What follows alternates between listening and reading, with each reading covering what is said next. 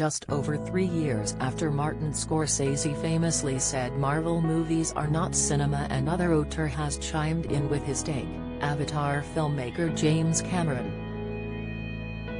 The 68-year-old filmmaker has started making the press rounds for his long-awaited sequel Avatar: The Way of Water, in theaters December 16, when he chimed in on both Marvel and DC movies in a lengthy interview with the New York Times.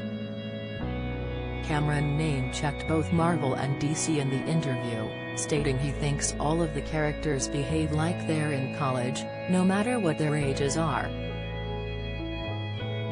"When I look at these big, spectacular films, I'm looking at you, Marvel and DC, it doesn't matter how old the characters are, they all act like they're in college," Cameron began. "They have relationships, but they really don't. They never hang up their spurs because of their kids," he added.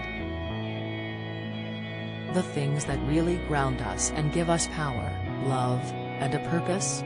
Those characters don't experience it, and I think that's not the way to make movies," he stated. Conversely, the main characters of his Avatar sequel, Sam Worthington's Jack Sully and Zoe Saldana's Neytiri, have matured, with the story picking up 15 years after the original 2009 blockbuster Avatar. Zoe and Sam now play parents, 15 years later. In the first movie, Sam's character leaps off his flying creature and essentially changes the course of history as a result of this crazy, almost suicidal leap of faith, he states. And Zoe's character leaps off a limb and assumes there's going to be some nice big leaves down there that can cushion her fall. "But when you're a parent, you don't think that way," Cameron clarified. "So for me, as a parent of 5 kids, I'm saying, what happens when those characters mature and realize that they have a responsibility outside their own survival?" Cameron added.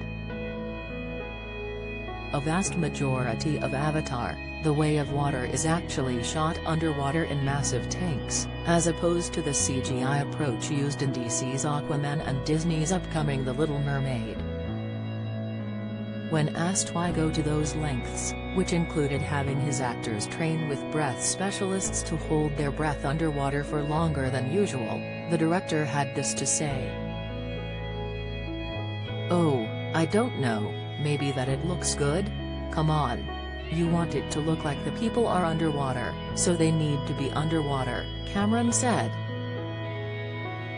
"It's not some gigantic leap. If you were making a Western, you'd be out learning how to ride a horse," Cameron added.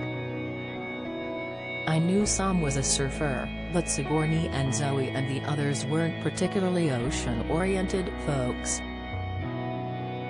So I was very specific about what would be required, and we got the world's best breath hold specialists to talk them through it," he added.